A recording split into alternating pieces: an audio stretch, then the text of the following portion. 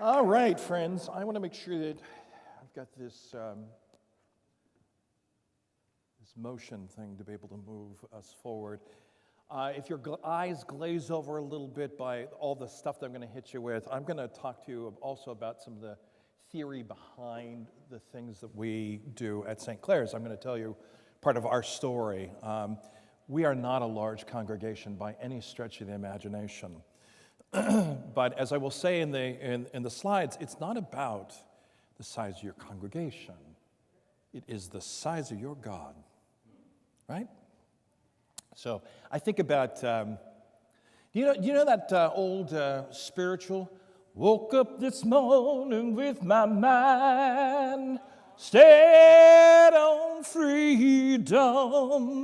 Woke up this morning with my mind stayed on freedom. I said, woke up this morning with my mind stayed on freedom. Hallelujah, hallelujah, hallelujah.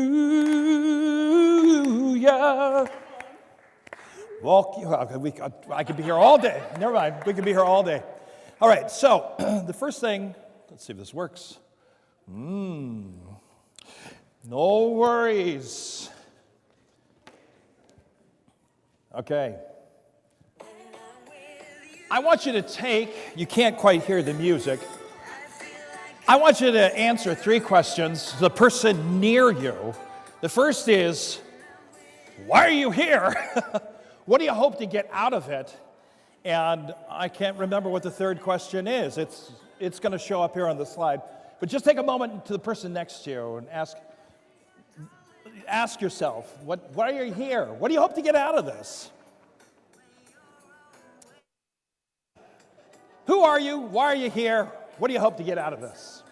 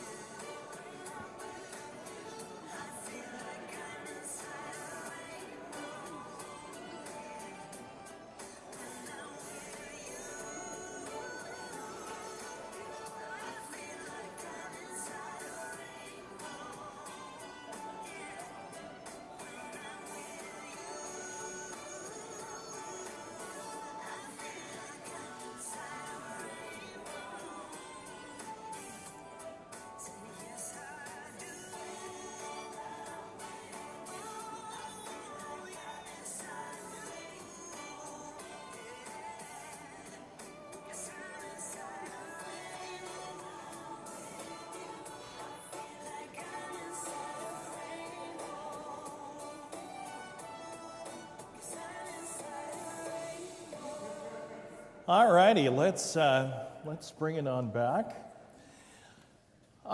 So some of you might be asking, what does a guy who comes from a place like Pleasanaton, which is pleasant, have to say to you about justice? Let's get real here. Pleasanton is the wealthiest city of its size in the United States. It's not a big city. But it's true. It really is. When Jesus left the 99 to find the one, I often think that the 1% is them. They need Jesus too, and they need to learn how to open their clenched hands and to be able to share what they have, that others might know their gracious love. Many of you have had experience with Eric Law. I know that the dean is a fan of his, and he talks about this theology of the cross, that those who are at the top of the cross know what it means to experience resurrection, but those at the bottom of the cross know what crucifixion is, and in order to be able to change that around, those at the top have to be able to share so that those at the bottom can also know what resurrection is. So that's part of the story of St. Clare's. If you're considering doing any of the stuff that we want to do, you've got to take into consideration a few things. One of them is having to do with change. And the change really is like a wave. And those persons who, you know how it is. In the Anglican Church, in the Episcopal Church, people don't like change. We're happy and stuck. God's frozen chosen, right? But change happens to us whether we like it or not. And the Institute for the Future, which is a serious organization in Palo Alto, California, who not only measures change but also talks about how transformative it is and how to engage it. The Institute for the Future says that change often is in 10-year cycles. And I think of it as a wave, that there are some who are at the trough who they see change coming, they have no intention of doing anything about it. They're going to be troglodytes. They're going to just hunker down and live their life the way they live it. They're just too tired, or whatever the case may be. I have some parishioners who do not have a cell phone, do not go on the internet, don't do any of those things. You want to find them, you either call them or you go by their house. They don't want to embrace change. But change happens, and there are all kinds of drivers about that, and we'll talk about that in just a moment. There are some of us who have to ride the wave. We have to surf the wave of change, and all of us are at different points on surfing that wave. And some of us do it better than others. And what's interesting is that those who come after the wave has passed through, that change is normative. They're finally attuned to the change, and they're the ones for whom we have to be engaging with, because they understand it better than we do, even though we've been trying to surf it. So, for instance, when it comes to technology, you have to go to a 12-year-old to be able to really understand it, because their brains are wired in such a way that they understand it. They get it, they live it, and they can explain it to you better than you trying to read it or even looking on YouTube for it. So change is a wave, and not everyone's going to come with you in trying to bring justice, whether it be through your diocese or your synod or through your congregation. You just need to know that. But others will need to surf it, and you as leaders will need to learn how to surf. The other thing I want to say to you is, and this is a quote that IFTF says, "The future is already here, it's just not evenly distributed." So there are aspects of the future that are here now and giving us intimations about what could be, but they aren't widely distributed. So, for instance, in an IFTF course that I took, they had said, name something that just seems far-fetched. And I said, living without air. And they had done their research and said, there are scientists who are working on that right now that have made it in such a way that in about 10 years' time they expect for creatures to be able to exist without air. Amazing. Just amazing. There are a lot of different drivers for change that are affecting the church. You already know this. One of the drivers for change is the pandemic. I'm just showing hands. How many of you are already online or doing online? Doing online ministry. So, not that all of you have to, but, the Anglican Church online? Really? There are different drivers for change. The climate crisis, climate mitigation, the global switch to renewable energies, the pandemic and its long-term effects, automation of work, digital currencies, cryptocurrencies, programmable money. There are all these different kinds of waves that are driving change. And as I said before, we as church leaders need to be able to surf the wave, and change requires the flexibility for us to be able to do it. Like, I didn't want to necessarily go online. And even worse, in my congregation, nobody wanted to help with that. on a Sunday morning, it was me and a couple of iPads making this happen. And that was for more than a year. Crazy. But we have to have the flexibility to be able to serve, even if we don't like it. Things that I think are necessary for the church to be able to serve in this moment of change that we're experiencing right now on a global scale is that the church needs to be a truth teller. There's a lot going on in the world right now. And where's the voice of the telling the kind of truth that Jesus told? I can understand being afraid of doing that. But that's part of the role of the church, is to be a truth teller. The church needs to witness and act out of an alternative way, different than the way in which the world acts. And the three of those things that I think are tremendously important, especially as we talk about dialectic to systemic, is hospitality, generosity, and forgiveness. Now, what I mean by dialectic is that, according to Robert Putnam, we are used to talking about forgiveness between one person and another, or generosity between one person or another, or hospitality between one person or another. We need to go even further and go from a dialectic model to a systemic model. So when we talk about forgiveness, we're not just talking about forgiving people of things that they've done, but setting people free. How long does a person have to pay school debts? How long do people have to pay credit card debts? Or have themselves ground into the earth, never being set free? We can speak to this. We have the capacity. We have the narrative. We have Jesus.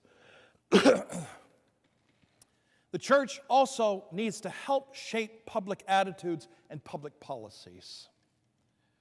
Now, am I saying that the church is going to get into politics? Moses freed a bunch of slaves.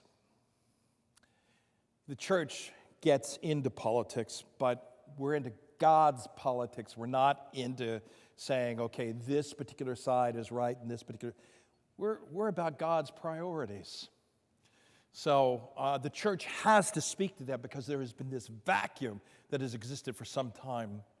And the church must stand on its values through faith-based community organizing. Worship is good, but at the end, we're dismissed to go out into the world and live it. We have got to stand on our values. And so that's part of what drives us at St. Clare's. But here's another. We often look at what's going on in the world and say, I'm at the limits of my ability to be able to do things. And part of it is that we lack the imagination, or as the scripture says, my people perish for lack of vision. I believe it was, Samuel Coleridge, who talked about two aspects that I think are really important. The first is primary imagination. So primary imagination, this is actually a video from AT&T who used this, and it's the song from Willy Wonka. If you want a few paradise, that song, and it goes like this.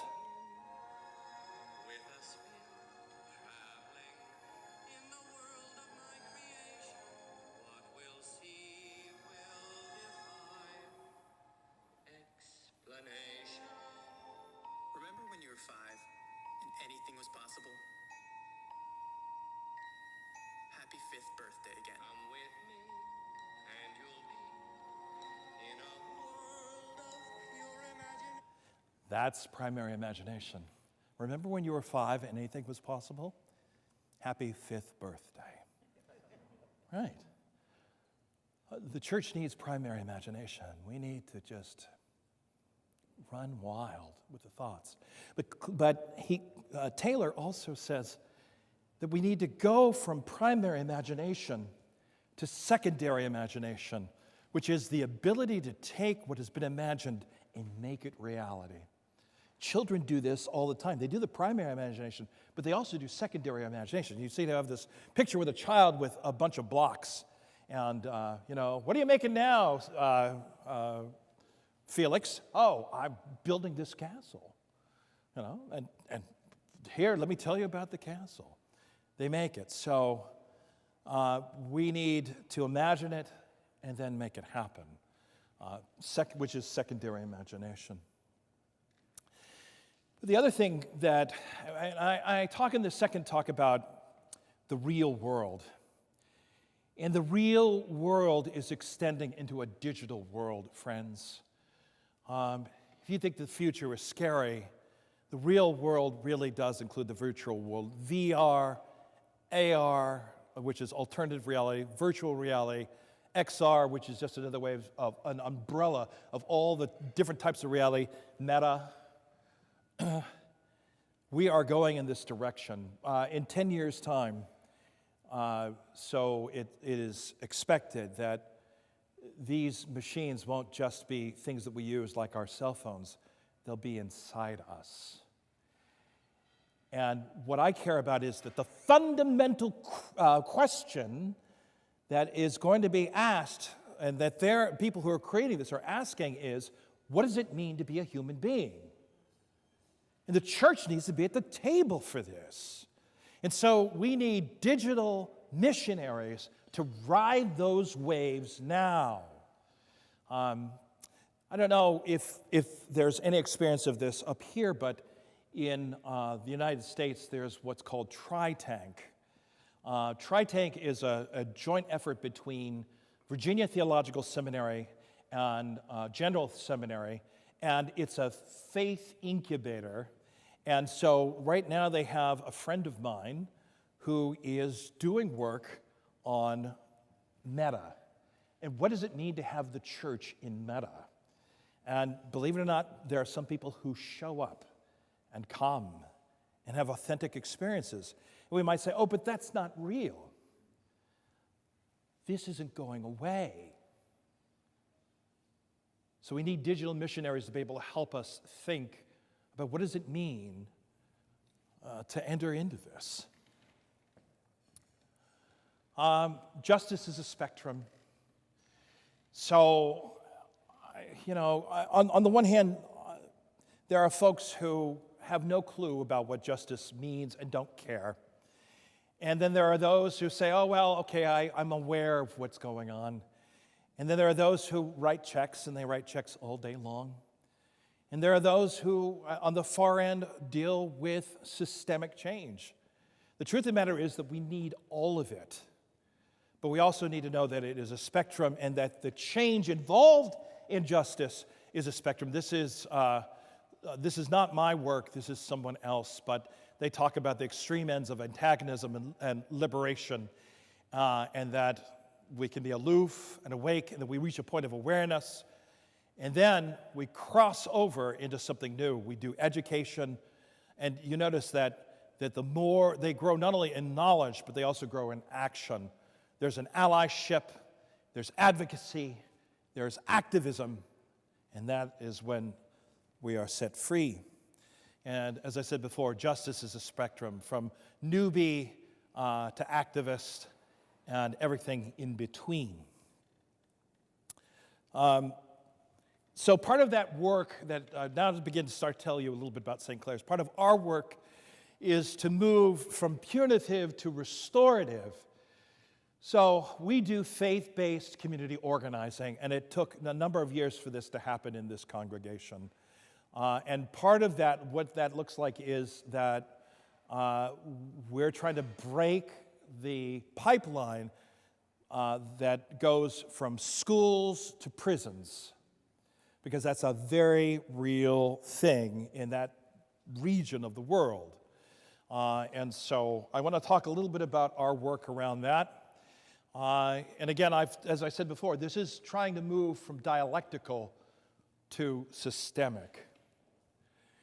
So several years back, I got together with another priest and talked about faith-based community organizing in a group that's called Genesis. Genesis isn't with IAF, it's with Gamaliel, which is also based in Chicago. And they had been doing work in Oakland, and I was a part of that work. But what we discovered is that one of the things that we're working on was youth bus passes.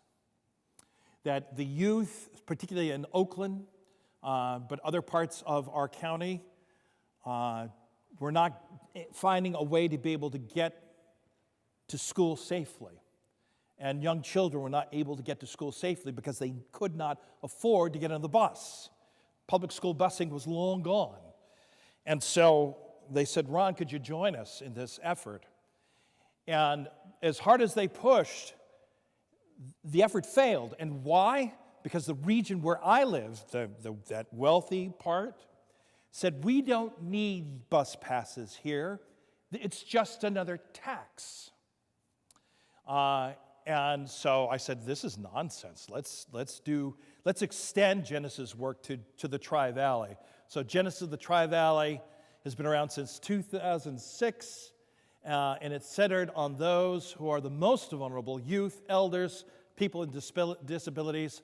And as the Bay Area's affiliate of Gamaliel, we aim to impact structural racism through our issue campaigns. In 2019, a group of clergy came together and put together this vision statement, this work. And to make a long story short, because of the work that we did, we worked hard on the mayors of all the cities of the Tri-Valley. We canvassed neighborhoods. Youth bus passes passed. How did it pass? Well, we got the county to be able to fund youth bus passes for 5 years, affecting 20,000 young people. 20,000 young people for 5 years will be able to safely do this. Again, small church, really small. Don't believe me? Ask Dean Pappas. He can tell you. He's preached there.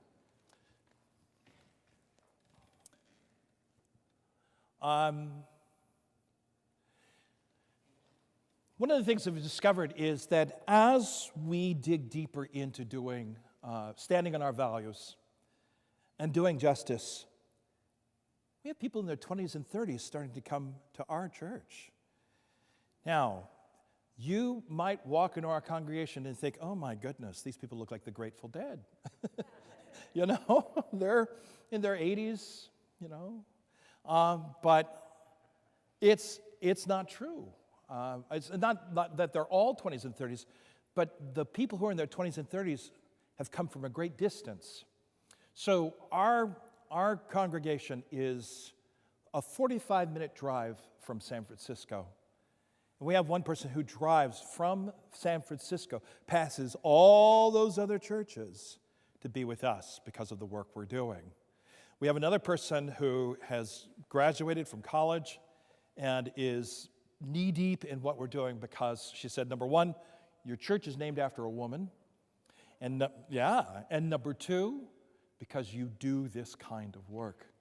So, and when asked why, what's so attractive to this, they said, because these are my values and I want to be able to live them. So part of our work is restorative justice. And restorative justice is a practice and philosophy and a theory of justice rooted in indigenous traditions that emphasizes bringing together everyone affected by wrongdoing to address needs and responsibilities, heal relationships, and prevent further harm. And we do this collaboratively as well. We don't do all this by ourselves. The current criminal justice system, at least in the United States, asks 3 questions. What law was broken? Who broke it? What punishment is warranted? But restorative justice asks, who was harmed? What are the needs of those affected? Whose obligation is it to meet those needs? A little different, It has impact. You look at this bar graph, and you'll see that the very first one says that rearrest rates through restorative justice went from 45% to 26.5%. And the petitions filed for subsequent crimes went from 35% to 12.7%, and the petitions sustained for subsequent crimes went from 31% to 11.5%. We sat down with the county supervisors who control a tremendous amount of money, millions and millions of dollars, and said to them, this is the shift that is necessary to happen here, and to pressure them to make this change, because it's hard to argue with this. And they're always scrambling for resources, no matter how much more that they get. The benefits of restorative justice are substantial.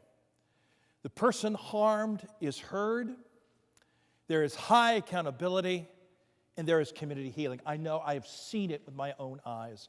A woman who was part of our conversation with the county supervisors said, you know, my brother was murdered, and I was able to speak to the murderer. And as we talked more and more, I discovered that her life was similar to mine. And we were able to talk about, what were you thinking when you killed my brother? I love my brother. My brother was part of my heart. And to be able to have that kind of engagement and then to talk about solutions, about transformation, healing went on in that community. And she was there to tell that story. And as I said earlier, this is not about the size of your church, this is about the size of your God. You aren't the Messiah. You aren't called to do everything, but you are called to do something. You know this. And to be able to sit on the sidelines and let somebody else do it is wrong. Now, here's another theory that really, it ties into the kinds of things that we do. This picture is the late Dr. Judith Glaser. And Judith was the world's leading authority on conversational intelligence. And her work still goes on even to this day. And Judith, I highly recommend, you can find her books on Amazon, and her institute still exists. She talks about conversations. She says, the conversations are not just about talking or sharing or information, or telling people what to do, or telling others what's on our mind. Those are, if you were to come up with those, you could be forgiven for that. But Judith says that there's more to them. And the proof is in this pudding. Think about a congregation that you had that did not go well, right? There was more going on than just what you saw in that laundry list. So what else was going on? She says the conversations have three dimensions: that they're biochemical, that they are relational, and that they are co-creational. You are making something new when you have a conversation. But here's the kicker. She says, if you can manage these things, you will change the world. How, you might wonder? Well, let's see what Judith has to say about it. She says that the quality of our culture, and if you don't like the state of things, I understand, but she says the quality of our culture rests on the foundation of the quality of our relationships. And that the quality of our relationships rests on the foundation of the quality of our conversations. The church is in a unique position to be able to help people have better conversations, whether it is just in your congregation, but I would push you to say the community in which your congregations are ensconced, because that's what we do. The kind of conversations that we have, I've told you a little bit about youth bus passes. We have done, in Pleasanton, we've done the mayoral candidate forum. We've worked with high school students to help us get the real deal on what's going on with the mayor's race. And they came up with the questions. We used Zoom webinar, and we had, I was a part of it as well, but the energy that they provided to this conversation. We opened it up to the community. We had several hundred people show up online for this faith-based conversation. By the end of it, we thought, okay, this was pretty good. We talked about the pros and cons. But the reason I know that it was successful was that a week later, I'm in my car pulling out of the church parking lot, and I'm at a stoplight. And I see this guy, and he's coming towards me, and I'm thinking, I don't know this guy. What did I do wrong? That this guy's coming to my car. And he's waving his hands, and he's excited. And I roll down the window, and he looks at me dead in the eyes and says, thank you. Thank you. That he was able to have better understanding because of the conversations that we had this platform, which these young people were conversing with these candidates for mayor. We've done the same thing with affordable housing. We've done it with district candidate forums. We've done it with transportation. And right this moment, we are setting up a faith-based conversation with the candidates for district attorney in Alameda County. It's a big deal because the district attorney's office not only controls millions and millions of dollars, they also get to decide what happens to young people and whether or not they're going to prison or they're going to experience restorative justice. And most people have no idea what a district attorney does. And I would suggest that there are a lot of people in your communities who don't know what people who are in leadership do.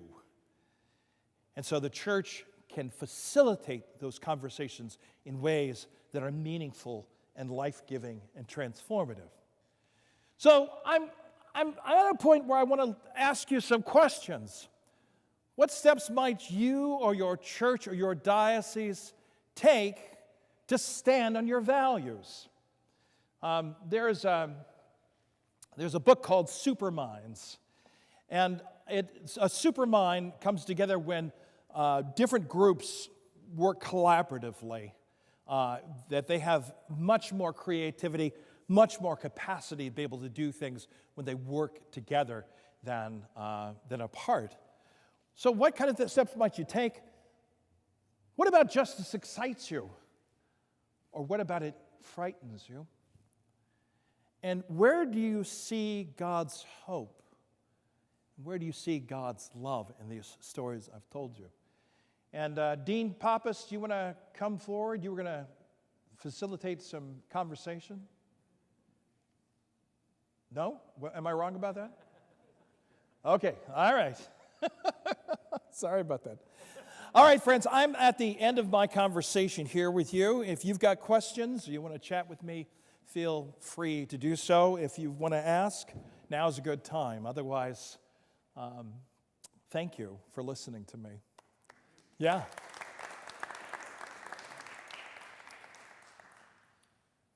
How many other churches, faith communities in your region are involved in this? So, And not just Anglican or not yeah. Presbyterian. So, in the Tri-Valley, which is the area where my church is, where I live, none. They were quite content to worship, throw a little money towards something. You know, when I arrived at St. Clare's, they were bragging about the fact that they gave $5,000 a year to help those in need. Really? That's it? We've gone way beyond that now. So, but none, including St. Clare's. It took time. And so now we have several more who are involved, but there's much more work that needs to be done. Right. Yeah. I mean, are Methodist, Presbyterian? So, yeah, Methodist, Presbyterian, Muslim, Jewish. Yeah. We don't care. We just want to work with you. Yeah. Yes, sir. In Canada, I think you get the impression that in the United States, the political culture is very divided. And it is. Thinking about what you said about conversations being kind of the bedrock of culture. Yeah. Do you have any conversations at that political level between left and right or red and blue, or is that part of your mandate? So we have not had particular conversations that have you're on the left side and you're on the right side, or you're red or you're blue. It's, we unfortunately in the United States we really are dealing with a serious problem with authoritarianism. In fact, I'm afraid that over the next few years you may experience even more immigrants from the United States just because of what's going on. But these conversations allow us to go beyond those conversations of left and right, red and blue. Please. Do you know of any agencies that are supporting even developing conversational skills? I think that's something that has been lost and is felt. Isn't that true? Can you repeat the question?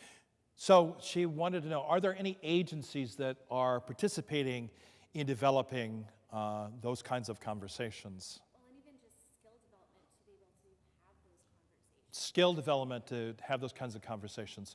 So the first place I would point you to is Judith Glasser's organization on conversational intelligence. They do a remarkable job. For us, it centers around working with Gamaliel. The faith-based community organizing helps with those skills as well. Because you have to work with all kinds of people in order to be able to make things happen. So they help teach those skills as well, at least for us. Yes? Could you tell us more about the biochemical elements of the conversation? Oh, I would love to put that in there. I don't have the slide, and I can't bring it to the forefront, unfortunately. I'm sorry. Only other than to say to you that when you have a conversation that's not going well, you know it, right? The other piece I would say to you is this, and this comes out of systems theory, that there is a tremendous amount of freedom between stimulus and response. And if you experience whatever it is that you're experiencing that is difficult, if you allow yourself to be able to breathe before you speak, to let it set, you've got tremendous freedom that can help you to engage beyond that. So, yes, sir. So you mentioned when you first arrived at your parish, they were it sounded like a kind of very early stage in terms of being a agent of change in the community. And you were brought in as a leader. I don't know if you were brought in order to push them as far as you did, but I'm curious about what were the conversations that had to happen in the congregational context to get them to move as far as they have? Yeah, that's a great question. So for those of you who may not have heard, I was brought in, and what were the conversations necessary to bring change? You often hear Dean Pappas talk about the arc of the moral universe is long, but it bends towards justice. So that's a long work. And when they hired me, they had no idea what they were getting. Well, it's true. You asked the clergy who were there at that time. Pleasanton is a very Eurocentric community. And along came me. And there were lots of people applying for that position, and I was the one who got it. And to quote a colleague who works for me now, they were gobsmacked, right? But that's God's joke. As far as the change, it was gradual. So I found people in the congregation who had a predilection towards justice, who were disturbed and wanted to do more, but didn't know how to be able to do it. And so I found partnership in faith-based community organizing. Also, Dean Pappas and I were in the D-Min program together, and we did faith-based training through the Industrial Areas Foundation. And that was wild. It was life-giving.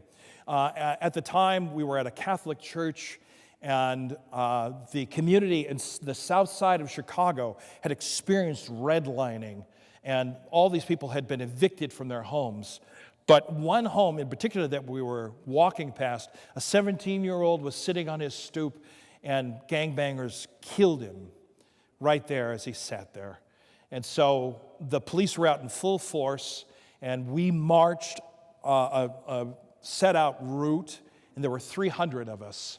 And what was interesting is that as we marched past, the gangbangers and the drug lords scurried like cockroaches, and the children came out on their bicycles and played, right?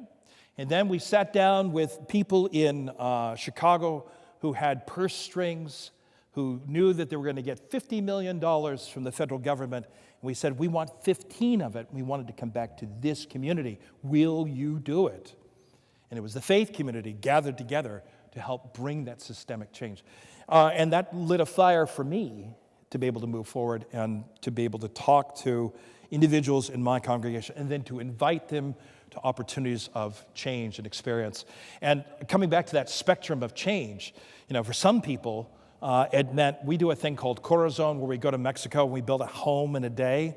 You don't need if you can pick up a paintbrush, if you can hammer a nail, you can help.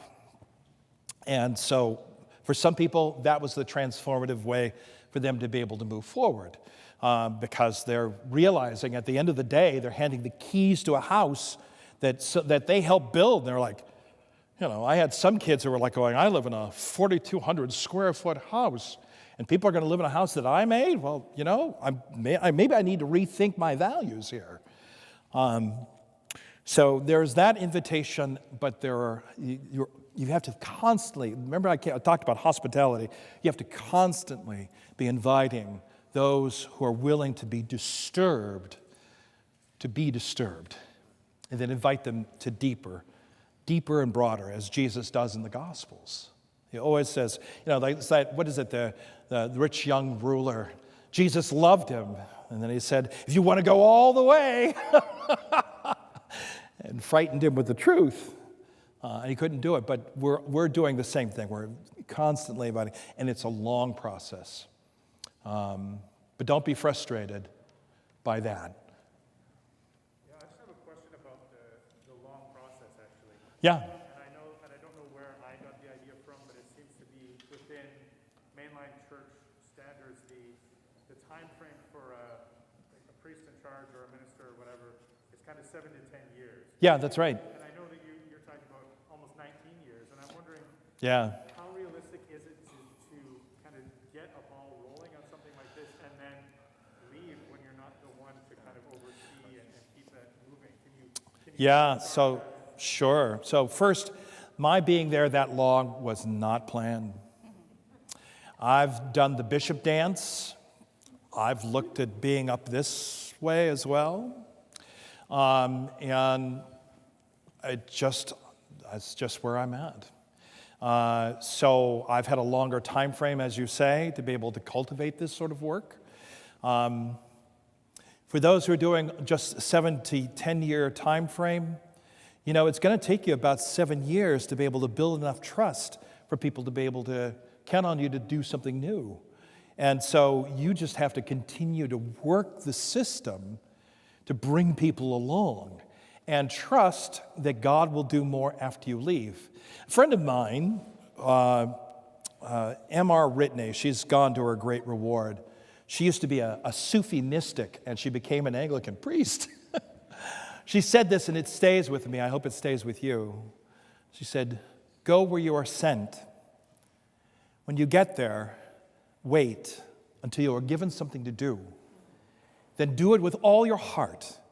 And when you are finished, leave with empty hands. Now, why? You leave with empty hands because the next work won't be like the work that you're currently doing. So, again, you're not called to be the Messiah. You're called to do whatever work you're called to do at a particular time. And you've got to trust, as I talked about in the sermon, that this is God's work. You're just doing this piece of it. So you do it as best you can. and someone else will come and pick it up. Or not, you know. But this is God's work. Yes, sir. Just picking up on that a little bit too, that thanks for that reminder of this taking the long view, if you will, because sometimes we want to rush, right? We want to get to point B or whatever it is, right? Yeah. As soon as possible. So thank you for that reminder. I think it's important to Oh, thank you. changing the world overnight. Oh, yeah. No. You need to focus on what you need to do in partnership with your brothers and sisters and them. But it's what we do together, and we're only called to do this. So, well, thank you all. Thank you for this time. Good being with you.